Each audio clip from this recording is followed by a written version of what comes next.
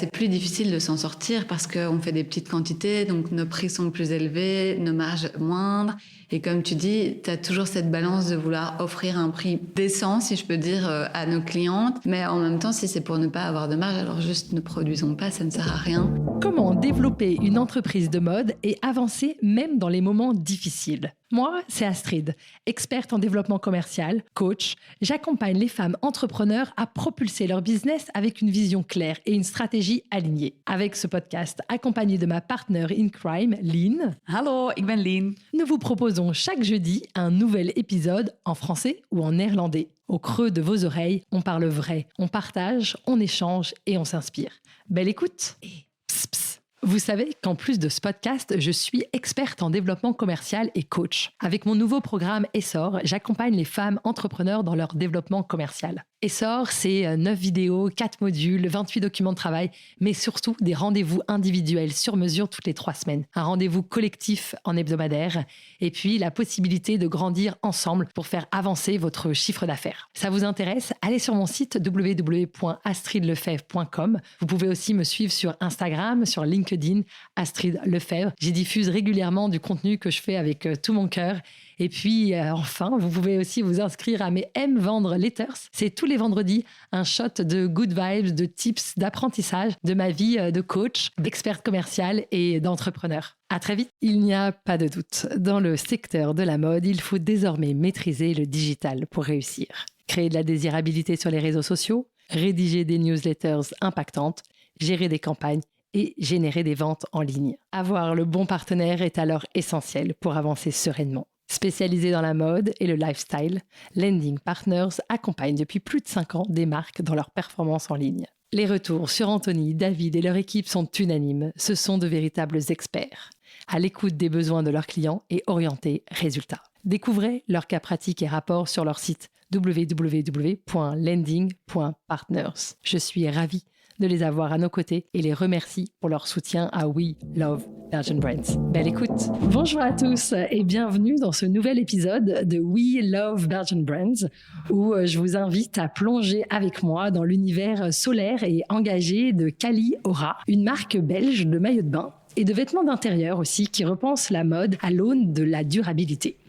Derrière cette marque à l'esthétique léchée et aux engagements profonds, il y a Flore Carlier, entrepreneur visionnaire qui, après un passage remarqué dans la tech mode à Bangkok, a choisi de revenir en Belgique pour donner vie à un projet fort en impact, un impact environnemental et social. Ensemble, on va parler des matières recyclées, d'un design intelligent, d'équilibre entre exigences éthiques et croissance économique, et ce que cela signifie vraiment de construire une marque désirable et responsable en 2025.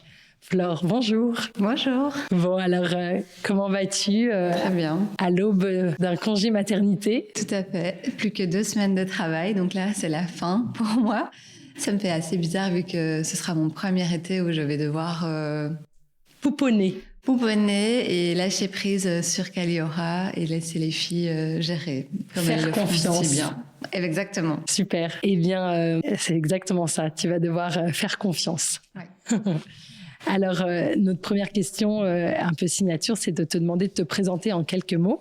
Et puis, est-ce que tu te souviens de ce que tu souhaitais faire quand tu étais enfant? Donc, je suis Flore, j'ai 32 ans. Effectivement, là, j'attends une petite fille qui devrait pointer le bout de son nez dans 2-3 semaines. J'ai lancé Cali Aura il y a 5 ans et je suis bruxelloise de souche. Mais j'ai beaucoup habité aussi en Asie. Et alors, pour la question de ce que je voulais faire quand j'étais petite, j'ai dû beaucoup réfléchir. Et étonnamment, je pense que dans mes souvenirs, je voulais vraiment être chanteuse, alors que je chante tout à fait comme une casserole. Mais, je sais pas, c'était mes moments à moi d'être dans ma chambre, de chanter à tue-tête, de m'imaginer faire des tournées, des concerts. Mais vraiment, je chante vraiment très très mal. Donc c'est assez étonnant. Mais voilà. Mais je crois qu'enfant, ça fait un peu rêver ce côté sous les spotlights, quoi. Oui. Et je pense que c'est ce que je fais aujourd'hui et que je rêvais potentiellement peut-être d'avoir plutôt un métier passionnel plutôt que quelque chose de plus strict. Je sais pas comment on pourrait rêver d'être ingénieur ou je sais pas. Dans un bureau, quoi. Voilà. C'est vrai, la femme qui danse et qui chante sur une scène, elle a l'air de s'éclater. Oui, c'est ça. Donc je crois que c'était vraiment la passion de se dire quand tu es passionné par quelque chose et de pouvoir comme ça faire des concerts avec des gens qui adorent ce que tu fais en fait et qui sont là pour voir ton talent et en profiter et de pouvoir profiter de tout ça avec les gens, ça doit être génial comme sensation, je trouve. Si, ça se comprend. Tu viens de le dire, tu as vécu en Asie et j'ai cru comprendre que ça a été un moment important justement de voir la réalité de la production, de voir la réalité du monde entrepreneurial mode, de la technologie aussi derrière cette industrie. C'est quoi le déclic et qu'est-ce qui t'a permis de te lancer dans cette aventure d'entrepreneuriat engagé avec la marque Kali Aura? Donc c'est pas arrivé tout de suite parce que j'ai beaucoup habité en Asie. J'ai habité à Hong Kong, à Jakarta et puis surtout à Bangkok, donc destination un peu finale de l'Asie où j'y ai passé 2 ans et demi. Et là, j'ai débarqué en fait dans le monde de la mode vraiment par hasard puisque mes études, j'ai fait Solvay, donc finalement ma carrière de chanteuse avait été mise tout à fait sur le côté, où j'ai fait des études, entre guillemets, bien comme il faut, de business, une année de consultance. Et au moment où on a eu l'opportunité avec mon copain de partir travailler à Bangkok, alors je me suis dit, j'ai envie de quelque chose qui me passionne plus et de faire quelque chose de différent. Et je suis tombée effectivement sur cette entreprise de fashion tech, donc qui faisait plein de choses en fait dans la mode, mais du marketplace, du B2B, mais on travaillait également avec des ateliers où on faisait en fait des softwares pour les aider, par exemple à détecter les défauts dans les produits plus rapidement. Donc c'était très vaste, mais effectivement c'est en arrivant là-dedans que mes yeux se sont ouverts sur l'industrie de la mode. C'était maintenant il y a presque 8 ans, donc je pense que la durabilité dans la mode, on n'y était pas encore tout à fait. Enfin, je veux dire, même moi, je me posais pas spécialement la question. J'achetais aussi en fast fashion comme tout le monde. Et là, tout doucement, ça a commencé à émerger dans ma tête. Et donc, j'ai fait 1 an en digital marketing. Et puis, en fait, j'ai ouvert le département durabilité au sein de la boîte avec ma manager, où on avait créé un programme pour aider les ateliers à devenir plus durables. Et donc, c'est vraiment ça qui m'a plongée dedans. Et pour le côté entrepreneuriat, c'était le fait que la CEO, donc faut dire que je dis toujours que c'était une start-up, mais à la fin on était 900 personnes, donc c'était vraiment la start-up asiatique où on a fait des levées de fonds à 200 millions d'euros, où on a ouvert les États-Unis. Enfin, c'était la vraie fast life asiatique de la start-up.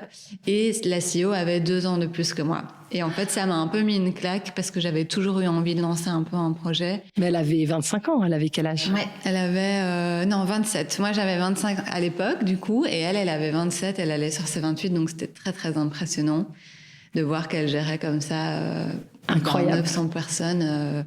Et oui, et c'est ça qui m'a mis une claque où je me suis dit, mais en fait, j'ai l'impression que j'ai jamais confiance en moi, que je suis toujours trop peu expérimentée, trop jeune. Et en fait, là, j'avais la preuve en face de moi que toute l'équipe managériale était très jeune, et dont elle, avec qui je n'avais pas non plus un contact hyper direct, vu qu'on restait dans une grosse boîte.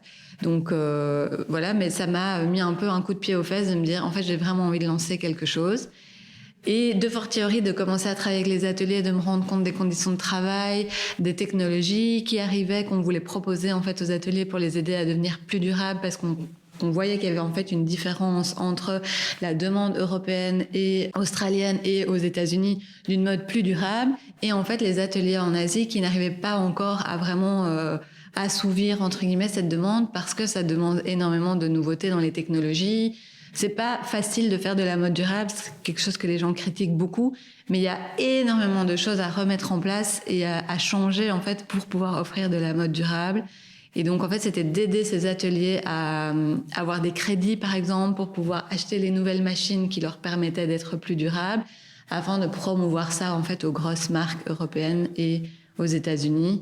Voilà, pour pouvoir en fait persister en fait et pas juste se faire bouffer par les plus gros ateliers qui avaient plus de facilité peut-être de changer leur méthode de travail. Hyper intéressant. Je retiens la CEO de 27 ans qui t'a juste montré l'exemple en fait. C'est vraiment le principe des rôles modèles, de voir que c'est possible, qui nous donne l'envie de croire nous aussi dans nos projets. Donc trop chouette. Et puis ce que je comprends, c'est que tu as tout de suite vu quand même la difficulté, quoi. Parce que c'est en effet une de mes questions, c'est comment en effet on crée une marque éthique et désirable. Il y a quand même un double défi, et comment du coup tu as tout de suite pensé ton positionnement, quoi. Comment tu as réussi Donc, ce qui est marrant surtout, c'est que j'ai pas tout de suite été sur le maillot de bain. Donc, de base, je voulais faire des cosmétiques bio, Puis après, en fait, je voulais faire du mobilier en rotin. Donc, je crois que j'ai plutôt une âme d'entrepreneuse, entre guillemets, plutôt que vraiment quelqu'un qui est dans la mode, vu que je n'ai même pas de formation là-dedans de base. Et en fait, après, je suis tombée sur cette technologie donc qui recycle des déchets marins, principalement des filets de pêche, pour un nouveau tissu en maillot de bain. Et donc, le cercle vertueux quand même de récupérer des déchets des fonds marins pour pouvoir en fait les porter nager dans la mer, je trouvais que c'était quand même assez incroyable. Il y a 5-6 ans, du coup, quand j'ai lancé, c'était tout à fait novateur. Les gens hallucinaient quand je disais que mes maillots de bain étaient faits à partir de filets de pêche. Maintenant, c'est déjà un peu plus la norme. Et ce que j'ai voulu pousser un peu plus loin, puisque le gros aspect de Caliora, c'est quand même de faire des maillots de bain qui sont réversibles. Exactement. Du coup, c'était de se dire, OK, c'est bien d'avoir des belles matières, des matières recyclées, de travailler à des chouettes ateliers, mais comment est-ce qu'on pousse un peu cette mode un peu plus durable, encore un peu plus loin? Et pour moi, c'était vraiment dans l'utilisation elle-même du produit et sa versatilité. Et donc, le fait, en fait, de faire du réversible, ça te permet d'avoir 2 maillots en un. Donc, de pas toujours devoir surconsommer, entre guillemets. Chez nous, tu peux acheter 3 pièces, les mix and match, les retourner. On a des pièces qui sont réversibles parfois 4 fois dans les tops.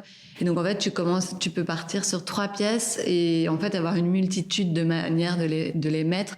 Et donc, c'est un peu cette idée aussi de dire, ça sert à rien d'avoir 50 maillots de bain avec quelques pièces. Vous pouvez déjà créer, en fait, cette panoplie de maillots. C'est là où c'est vraiment nourri par cette idée-là que je me suis permis de dire entrepreneur visionnaire en introduction. Parce que pour moi, il y avait vraiment en effet ce côté irréversible, ce côté, on recycle des matières de déchets humains. Et puis aussi quelque chose que je trouve aussi qui semble une évidence maintenant, mais qui n'était pas forcément, c'est toute cette notion aussi d'inclusivité. J'ai l'impression que ça a tout de suite été dans ton ADN, ça a tout de suite été important. Le premier shooting, c'est vrai qu'au final, j'avais une mannequin, c'était très fait avec les moyens du bord. J'habitais encore à Bangkok à l'époque, c'était le Covid, donc le pompon, c'est qu'on n'avait même pas pu aller à la mer parce que la capitale était fermée, on pouvait pas bouger. J'avais trouvé une fille sur Instagram qui était une fille normale, 1,38 je dirais. Et c'est toujours resté. Moi, j'ai jamais été quelqu'un de hyper fin, mais en même temps, je suis toujours bien sentie dans mon corps. Mais c'est en développant Caliora que j'ai compris à quel point, pour certaines femmes, c'était vraiment un moment hyper difficile, en fait, de trouver un maillot de bain, de se sentir bien. Et j'avais envie, en fait, de pouvoir représenter tout le monde. Et donc, j'ai toujours des mannequins plus ou moins de toute taille, du moins j'essaye.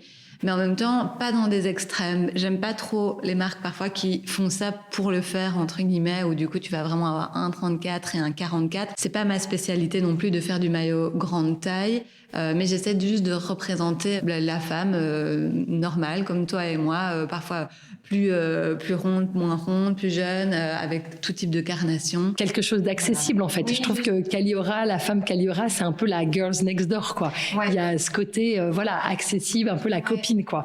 Oui. En effet. Et en fait, marketingment parlant, je trouve ça très étonnant qu'il y a plein de marques qui ne passent pas spécialement le cap. Parce que, en fait, le nombre de messages qui nous disent ça fait du bien de pouvoir se retrouver, d'avoir l'impression que j'ai le même corps en fait que cette fille et que donc ce maillot de bain va bien m'aller. Marketingment parlant, je trouve que c'est quand même beaucoup plus fort. Alors que sinon, tu te fais toujours la réflexion de dire ok, mais bon, elle est toute parfaite, c'est un 36. Si moi j'achète, ça ne m'ira pas. Donc, si tu veux vendre plus, en fait, c'est tout à fait intelligent entre guillemets. Je trouve aussi de juste avoir des filles qui puissent représenter un petit peu tout le monde. La réalité de la cliente, quoi.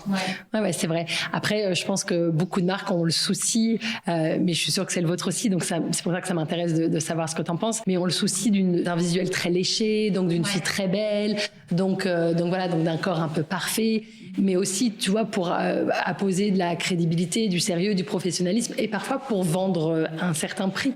Ouais, mais c'est marrant parce qu'en tout cas pour moi, tu vois, c'est pas des choses qui vont ensemble. Enfin, comme tu dis, je pense qu'on a quand même une très belle image de marque. Ouais. On fait très attention, effectivement, où est-ce qu'on shoot. Les filles qu'on choisit, fondamentalement, elles ont c'est peut-être très subjectif de ma part vu que c'est un peu moi qui les choisis, mais voilà, j'ai l'impression qu'elles ont une vibe un peu Caliora naturelle. C'est des filles super naturelles que j'aime bien. Après, c'est ce que j'adore, c'est que je trouve que tout corps de la femme est hyper beau, que t'aies des tout petits seins, des très gros seins, et donc j'aime bien en fait mettre tout ce côté, en fait toute cette beauté parfois qu'on refourgue au second plan. en avant, quoi, justement. Ouais, et c'est sympa parce que ça vient vraiment de toi, quoi, du fait que toi, tu te sens à l'aise avec ça, que toi, t'aimes ça, que tu trouves ça évident de montrer tous les corps de femmes en valeur. Et donc, du coup, cette inclusivité, elle est vraiment évidente, quoi, pour la marque. Et comme tu dis, je pense que vu que je l'ai fait depuis le tout début, en fait, ça me paraît tout à fait normal. Et puis, c'est ma marque, donc il y a toujours des décisions que je prends juste de cœur aussi, de m'écouter, de faire comme moi, je trouve, qui est le mieux, évidemment. Et j'ai de la chance que je suis seule à décider, donc... C'est difficile de t'écouter, de suivre ton intuition? Ça va. Ça va. Je pense que c'est un truc hyper important dans l'entrepreneuriat, de savoir muscler cette capacité-là, cette capacité à se faire confiance et à s'écouter. T'as toujours un peu, quand tu regardes à droite, à gauche, et de se dire « Ah purée, c'est vrai qu'eux, ils font comme ça, ou peut-être ci, peut-être ça », mais au final, ta marque, elle fonctionne aussi parce que c'est la tienne et que du coup, t'es pas en train de recopier ce que les autres font.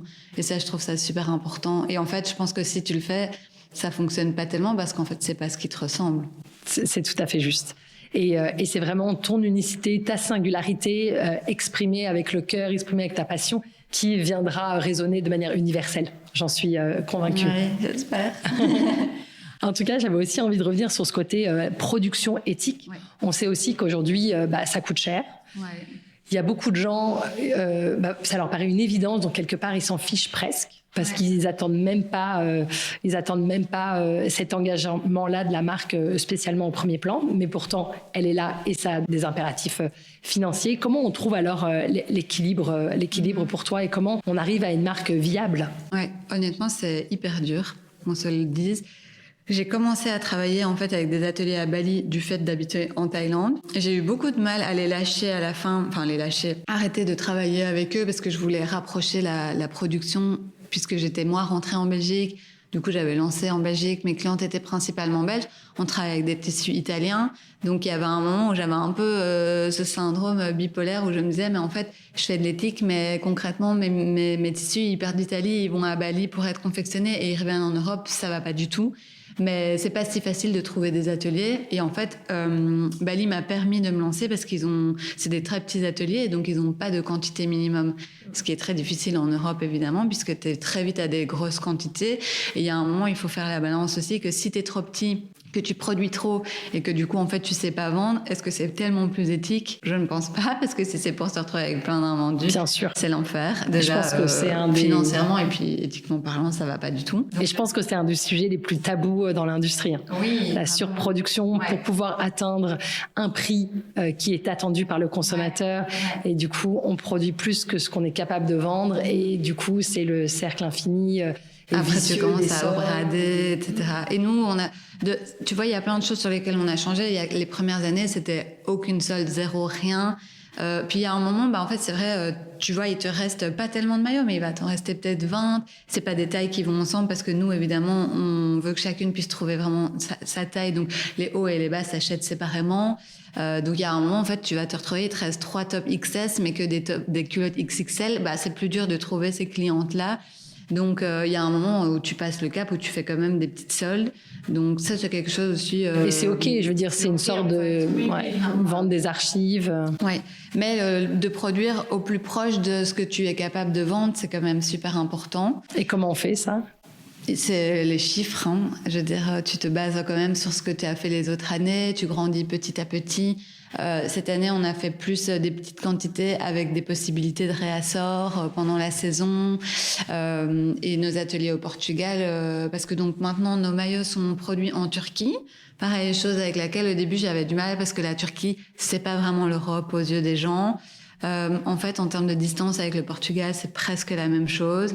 Et je pense que c'est vraiment plus intelligent de privilégier un atelier avec qui ça se passe hyper bien, qui sont super éthiques.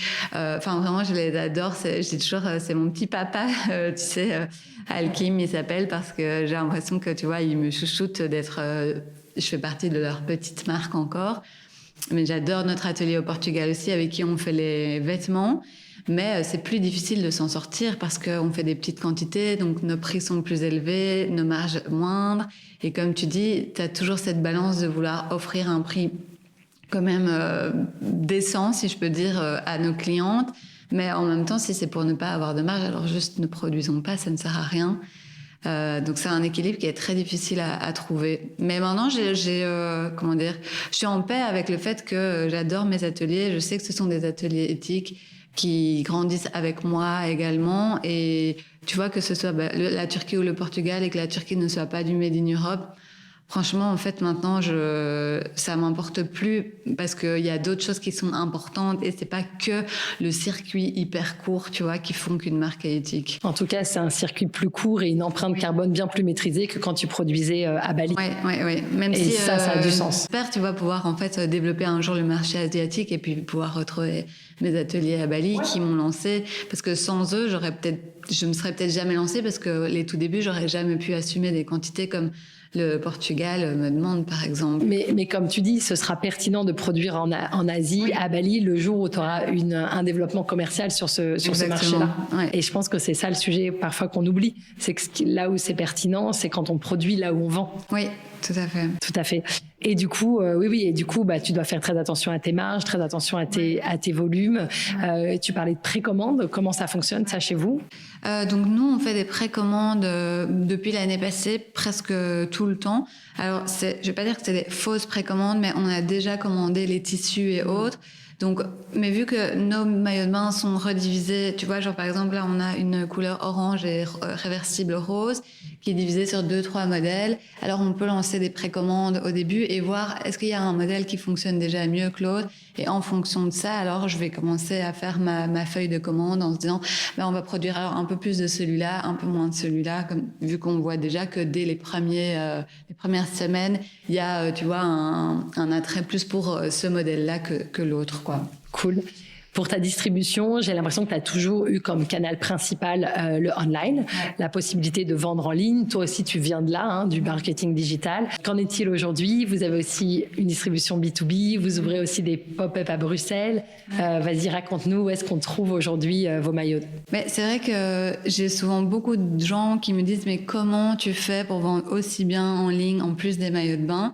Mais je crois que c'est parce que j'ai commencé comme ça et donc en fait, les gens n'avaient pas le choix au début. Et donc, notre online reste de loin notre plus gros canal. Combien de pourcents de ton chiffre d'affaires? Je dirais 70% quand même. Après, ici, l'année passée, c'est vrai qu'on avait fait un gros pop-up qui a beaucoup rattrapé. Pour nous, le plus difficile, c'est le B2B. C'est difficile de pousser les portes, c'est des gros frais. Pas que j'en suis ravie, mais je veux dire, le online, au final, toute la marge reste quand même chez nous. Donc, c'est ma priorité toujours, mais c'est vrai qu'on avait envie de développer le B2B aussi du fait que le maillot de bain est un produit très saisonnier et que donc en fait de pouvoir développer cette partie-là nous permettait d'avoir des ventes l'hiver dans des pays peut-être plus lointains. Et quand tu parles de gros frais, tu voulais dire la marge que se prend les boutiques B2B ou tu veux dire le fait de développer ce canal de distribution? Oui, plutôt le développer. Les deux, parce que les marges aussi sont grosses. Après, maintenant, c'était quelque chose qu'on ne pouvait pas faire avant parce que donc j'ai commencé, mes maillots, je les vendais 85 €. Maintenant, ils sont à 135. Donc, c'est quelque chose que j'ai dû réajuster en apprenant, en fait, c'est quoi une marge convenable, quelles sont les marges qu'on doit avoir quand on doit développer le B2B. Mais sinon, je parle plus des salons et autres qui sont extrêmement chers. Et qui vous permettaient ou qui vous permettent encore maintenant, puisque vous avez quand même des points de vente, d'être vendus justement dans le sud de la France, en Italie, en Espagne. Comment ça se passe?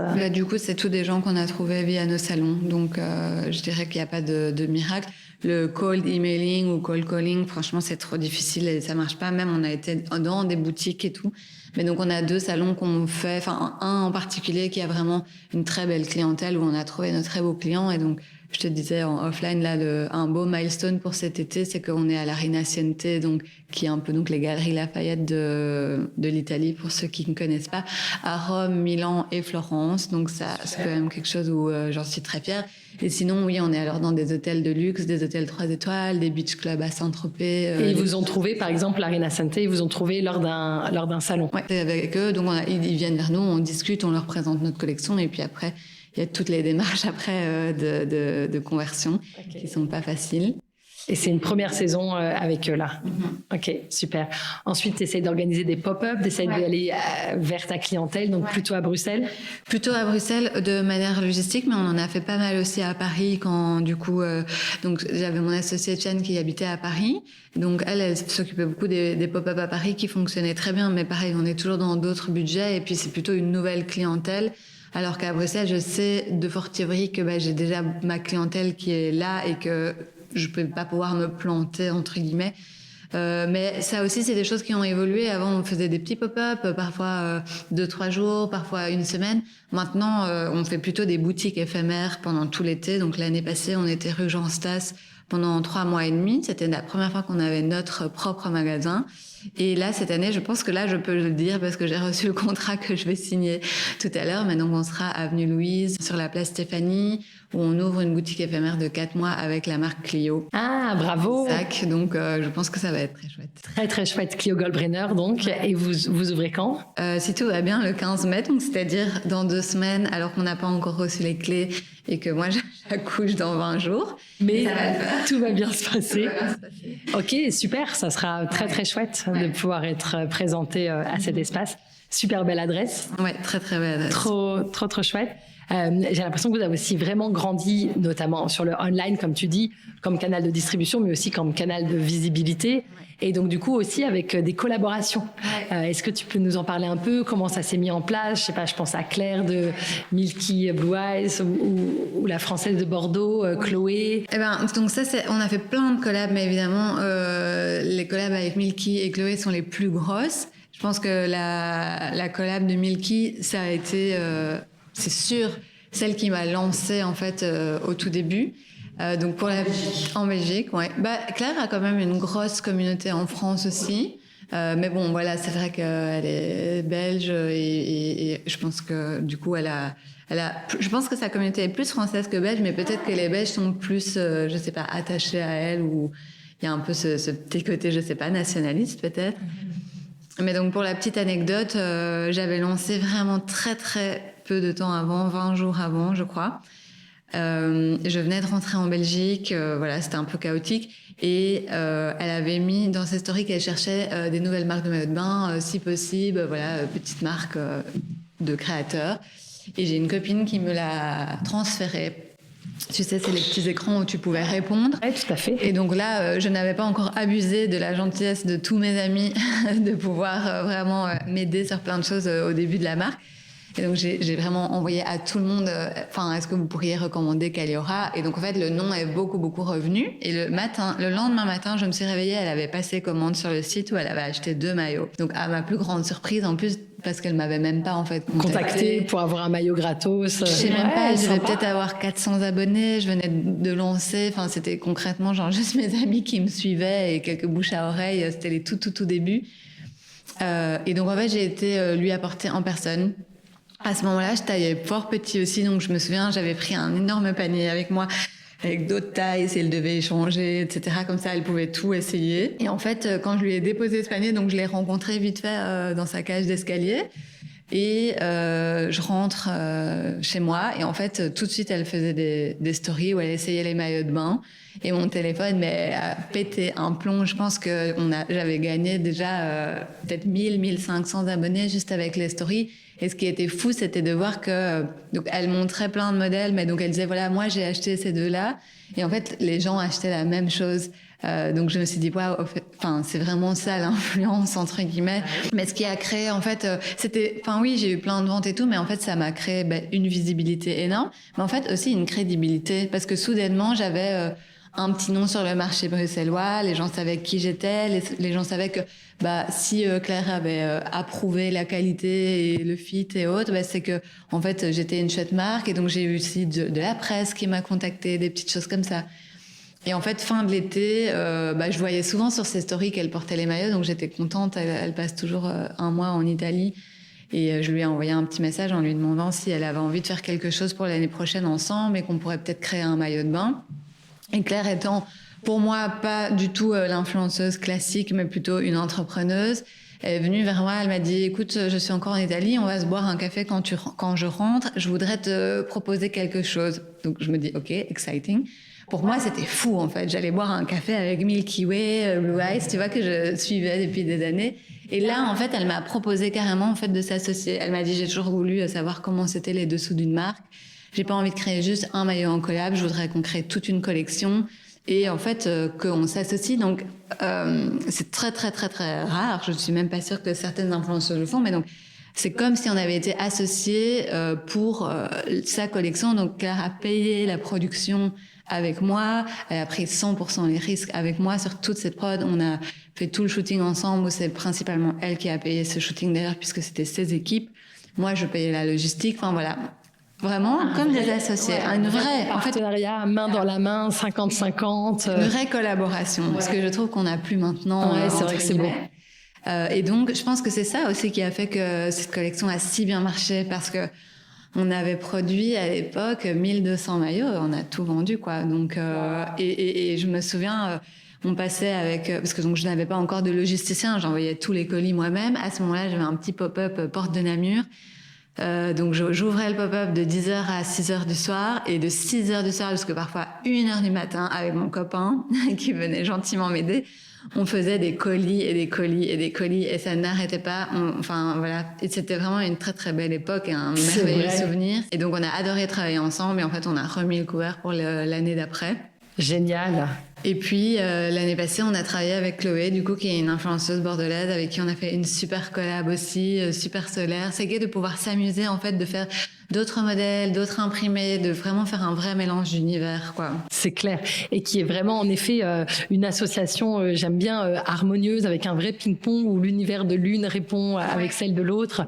Et donc, on sent qu'il y avait beaucoup de cohérence, quoi. Oui, mais en fait, en fait, je te dis, là, je te parle alors que j'ai 2 employés qui vont me rejoindre, surtout pour aussi assurer un peu pendant mon congé mat. Mais fondamentalement, on n'a jamais été qu'1, voire 2 dans l'équipe. Donc, je crois que ce que les influenceuses aiment beaucoup, c'est qu'en fait, elles peuvent vraiment tout décider. On vient pas avec un truc prévu en disant, voilà, donc, en fait, tu feras ce modèle-là et on voudrait du rouge, mais à la limite, tu peux dessiner, tu peux choisir entre ce rouge-là et ce rouge-là. Ce qui, je pense, est le cas dans pas mal de co-créations. Ouais, ça leur donne plus de pouvoir de décision. Moi, je leur ouvre les portes, j'ai aucun secret. Elles savent exactement combien ça coûte, combien, les protos, tout. Je leur partage tout, et donc je pense que à mon échelle, de pas pouvoir leur offrir peut-être de travailler avec une marque ultra connue, en fait c'est hyper gai de voir tous les coulisses. Bien sûr, et de coproduire et de travailler aussi sur l'identité, sur le shooting, sur le visuel. Je pense que c'est très excitant aussi, tout à fait. Merci d'avoir partagé tous ces coulisses, c'était passionnant. La marque, elle a combien d'années maintenant? On est sur... Le 13 juin, du coup, ça fera 5 ans. Donc, c'est une grosse étape. Ouais, je trouve aussi. 5 ans de Caliora. Pourquoi Caliora? J'avais trouvé des choses, mais je veux bien que tu nous le racontes. Et donc, quand j'étais petite, je partais toujours avec mes parents en Grèce sur une île qui s'appelle Kalymnos. Et quand j'ai cherché un nom pour la marque, en fait, je voulais quelque chose qui me rappelle mes étés, le soleil. Et il y a une expression grecque qui se dit Iora et Kali, qui veut dire I wish you good times. Ouais. Et donc j'ai fait un peu un mix entre Kalymnos, cette expression, et donc ça a donné Caliora. Super.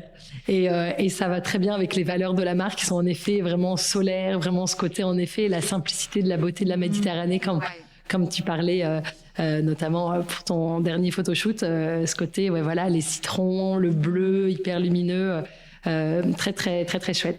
C'est quoi pour toi le moment qui a été le plus challengeant, ou les moments les plus challengeants de la vie de Caliora 5 ans? Je vais pas dire que c'est challengeant tous les jours, mais parce que avec les collabs de Claire, si Claire m'écoute, elle le sait, mais on a eu des très très belles galères dans les prods. Ça a été très difficile pour moi à gérer, parce qu'en fait, j'avais juste envie effectivement que tout se passe bien. C'est déjà difficile quand c'est des galères de prod sur tes collections à toi. Mais alors, quand c'est des galères sur des collabs, entre guillemets, tu vois, c'est dur parce que tu as l'impression que tu dois tout le temps annoncer des mauvaises nouvelles. Ça, c'était vraiment un moment difficile. Heureusement que Claire est quelqu'un d'entrepreneur et elle sait très vite rebondir, mais moralement, c'était compliqué. Et puis, récemment, c'est vrai qu'on n'en a pas parlé, mais donc j'ai lancé la marque toute seule. 1 an et demi plus tard, j'ai une amie que j'ai rencontrée du coup à Bangkok, mais qui est belge aussi, avec qui on a travaillé dans la même boîte de fashion tech, qui m'a rejoint, et elle a décidé d'arrêter du coup ici il y a 6 mois. Donc c'est Chan Nguyen. Ouais, Chan. Ouais. Donc c'est ce que je disais, avec qui on est toujours en très bon contact, et je suis juste fondamentalement triste parce que j'aurais adoré qu'on puisse en fait continuer ensemble. Mais ça a été un moment très challengeant parce que je me retrouvais toute seule. Elle ne savait pas encore, mais j'étais enceinte, du coup, au tout début.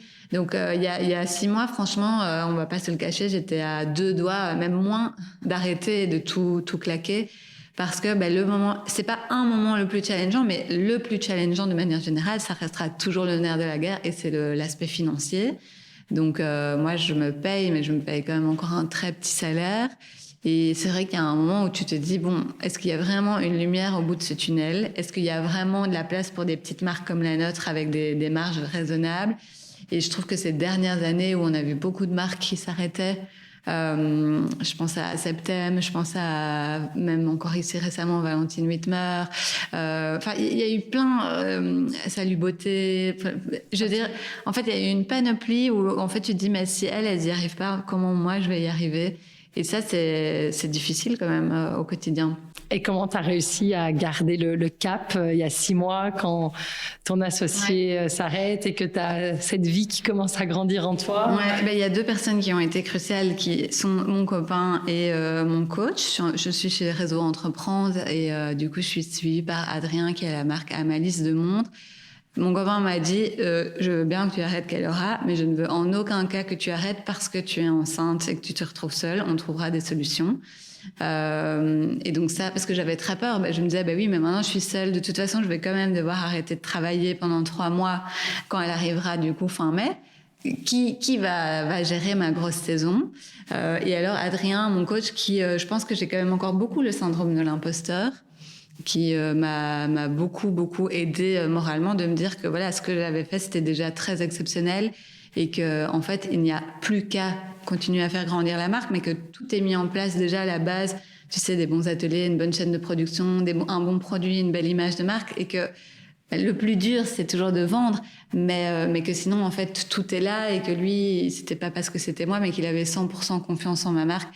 Et ça fait du bien en fait d'entendre ça de l'extérieur. Allez, pas de ta maman ou ta copine ou quoi, mais voilà, de gens qui sont dans les games aussi, qui savent que c'est dur. Donc voilà. Et donc je me suis dit let's go. Puis les hormones du premier trimestre, ça n'a pas été facile, donc je broyais un peu du noir.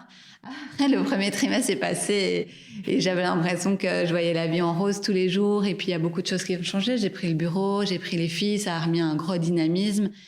Et donc, je me suis dit, let's go, et puis on verra, en fait. Exactement, chaque chose à la fois. Et en effet, là, on est à 2 semaines de ta grossesse. Ouais, tu vois, là, la saison est lancée, on va ouvrir ce pop-up Avenue Louise. T'as une équipe sur laquelle tu peux compter. J'ai un magnifique bureau, je veux dire, tout va bien dans le meilleur des mondes, et donc j'ai aucun regret de pas d'avoir arrêté. Et surtout, j'apprécie, tu vois, en fait, ce lifestyle d'être quand même indépendante, de faire un peu comme je veux, d'avoir un projet qui me passionne. Tous les jours, je suis contente de venir au bureau. Et ça, c'est pas donné à tout le monde. Alors, du coup, pour moi, c'est plus important que de gagner 3-4 000 euros par mois. Mais voilà, il y a quand même une balance à avoir où à un moment, ce serait bien que mon salaire augmente un petit peu. Mais tu vois, à côté de ça, en fait, j'ai une magnifique vie et un magnifique projet, et c'est ça qui compte. C'est cool. Mais en effet, le plus challengeant, c'est la trésorerie, et ce dont tu peux être le plus fier, c'est de savoir tenir ta passion et rester dans le game avec persévérance, même quand les vagues sont un peu dans le creux, quoi. Ouais. Et de quoi tu es le plus fier alors aujourd'hui en 5 ans? C'est toujours ça peut te paraître cucu, mais genre c'est vraiment le retour des clients. Non, bien sûr. Je veux dire, quand tu es une marque éthique, être fier. Enfin, tu vois, mon produit, vraiment, c'est un beau produit de belle qualité, bien coupé. Donc ça, j'en suis très fière. Et donc, à chaque fois que mes clients t'envoient un petit message en disant « ça fait longtemps que j'ai pu trouver un maillot de bain aussi beau ». L'année passée, je me souviens, au pop-up, une dame était venue avec sa petite fille. Enfin, donc sa petite fille derrière mon âge, et donc elle devait avoir, je sais pas, 70, 75 ans. Elles ont essayé des maillots de bain. Elle m'a dit, elle savait pas en fait que j'étais la créatrice. Elle m'a dit, mais vos maillots de bain sont magnifiques, ils sont encore plus beaux que ceux de chez RS. Et tu vois, c'est des petites choses comme ça où tu te dis, ça fait vraiment plaisir. Donc ça, oui, j'en suis très fière. Le retour des clients sur la qualité, là, ouais. Quand on met autant de cœur et autant d'amour dans son métier, c'est aussi par amour pour le client et pour le produit fini, quoi. Super. Qu'est-ce que tu dirais justement à un entrepreneur qui veut se lancer dans une mode durable aujourd'hui?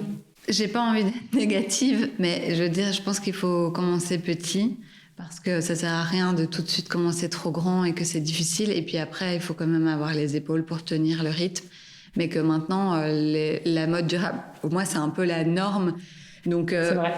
je lancerai pas pour faire de la mode durable. C'est ce que j'ai toujours dit. Nous, nos maillots de bain, bien sûr qu'ils sont durables parce que ils sont en fibres recyclées, ils sont faits dans des bons ateliers. Et puis, il y a plein d'autres choses derrière qui font que...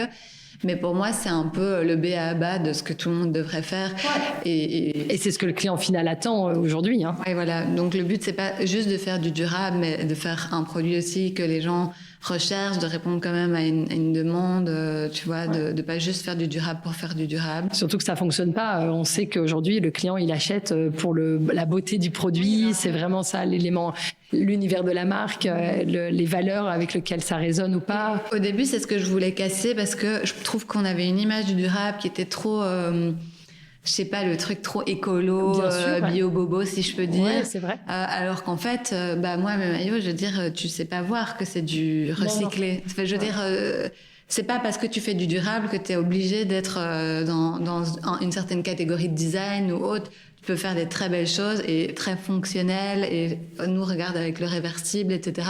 Ça n'enlève rien à la beauté du produit. Et pourtant, ça rajoute quand même une grosse fonctionnalité, si je peux dire. Ouais, bien sûr. Plus. Super. Ça veut dire quoi pour toi la mode belge ? C'est une bonne question parce que je te dis de base, je suis pas quelqu'un qui suis ultra passionné par la mode et autres. Donc je sais pas trop parce que il y a plein de petits créateurs belges que j'aime beaucoup. Après, je fais pas trop de différence, tu vois, parfois avec juste des autres créateurs d'autres pays. Et pour toi, avec Caliora, est-ce que c'est important d'être une marque belge et est-ce que ça veut dire quelque chose ? Je pense que, j'adore être belge. Je sais pas comment expliquer. J'aime bien la coolitude de la vibe belge et que je pense que c'est pour ça parfois qu'on a du mal à percer sur le, pas pour ça, mais on a plus de mal à percer sur le marché français. Et je vois bien quand je rencontre les gens dans la mode là-bas, c'est un autre univers, alors que j'ai l'impression que en Belgique, on est quand même plus chaleureux et on partage plus de choses. Et donc ça, j'aime beaucoup, quoi. Ouais, quelque chose de plus cool, de plus détendu, quoi. Ouais, c'est vrai. Non, et d'ailleurs, la mode belge, tu vois, après plus de 100 épisodes, elle peut aussi bien être, des très belles marques comme Nathan, que des marques beaucoup plus accessibles, avec un univers girl next door comme Caliora, ça peut être des t-shirts, ça peut être des bijoux. J'aimerais bien qu'il y ait plus de designers belges parce qu'au final, on dit toujours que la France est très réputée pour ces gros acteurs de la mode. Ce serait chouette qu'on soit plus mis en avant, mais on reste un petit pays et en plus divisé, donc c'est pas si facile. Non, c'est pas si facile, mais pourtant il y a un dynamisme dingue. Et moi, c'est tous les jours qu'on me parle de marques belges, que j'ai des contacts, qu'on me propose. Enfin, je veux dire, j'ai pas du tout l'impression d'avoir fait le tour, alors que je suis derrière ce podcast depuis 3 ans. Et pourtant, c'est dingue. Il y a un vrai dynamisme incroyable en Belgique sur le secteur, quoi. Ouais. Super. Est-ce que tu veux profiter de ce micro pour ajouter quelque chose ? Est-ce qu'il y a quelque chose que tu as envie de partager ? Je pense que là, on a fait le tour, mais vous pouvez tous acheter des maillots de bain cet été. C'est ça. Du coup, je pense que le pop-up, ce sera chouette si les gens veulent découvrir la marque et que les gens sont de Bruxelles. Il y aura des imprimés, des couleurs fortes. Tu as parlé de rose et d'orange, ça m'a fait rêver déjà. Ouais. Cette année, on a fait plein de nouveaux imprimés. On a fait du rouge, du Vichy. On a du coup du classique et des imprimés. Génial. Toujours ce côté solaire et joyeux, quoi. Trop bien. Est-ce qu'il y a quelqu'un, justement, on parlait de ce secteur de la mode belge qui est dynamique, diversifié. Est-ce qu'il y a quelqu'un que tu souhaiterais entendre à ce micro ? En fait, je connais pas leur nom comme ça, mais il y a une marque... j'aime beaucoup, mais qui est dans le très haut luxe, mais qui s'appelle Bernadette Antwerp. Ah ouais, bien sûr. Et j'adore leur univers, j'adore le fait qu'elles font de la mode, mais qu'elles font aussi un peu du homeware, comme ça, avec du linge, etc. Et elles ont une identité de marque qui est hyper attirante, hyper désirable. Mère-fille. Ouais, et parce qu'en fait, ce qui s'est passé, c'est que quand je cherchais, quand j'hésitais il y a 6 mois à arrêter, je me suis dit, OK, mais en fait, si là j'arrête, pour qui je voudrais travailler ? Et en fait, elles avaient posté un job sur LinkedIn. auquel du coup je n'ai pas postulé vu que j'ai continué, mais où je m'étais dit j'adorerais travailler pour une marque comme ça parce que elles ont une identité très forte, un esthétisme très beau, elles font des produits qui sont très très très beaux. Très pas bonne idée. donné, mais Très voilà, bonne idée. c'est vrai que j'aimerais bien en savoir plus sur elles. Ouais, mère-fille, absolument. Néerlandophone. Néerlandophone, ouais. Mais non, excellente idée. Je le garde dans ma liste à rallonge, tu vois. Des personnes inspirantes et passionnées et qui constituent ce secteur de la mode belge. Merci beaucoup, Flore. Avec plaisir. En tout cas, merci à toi. Merci beaucoup d'avoir écouté cet épisode jusqu'au bout. J'espère qu'il vous a plu. Et si c'est le cas, je vous invite à le partager et à le noter de 5 étoiles. Ensemble, diffusons les histoires inspirantes et les conseils précieux des entrepreneurs qui constituent la mode belge. Et si vous voulez en savoir plus, rejoignez-nous sur Instagram, WeLoveBelgianBrands_podcast et aussi sur LinkedIn sous les pages astrid.lefebvre et Lindegram.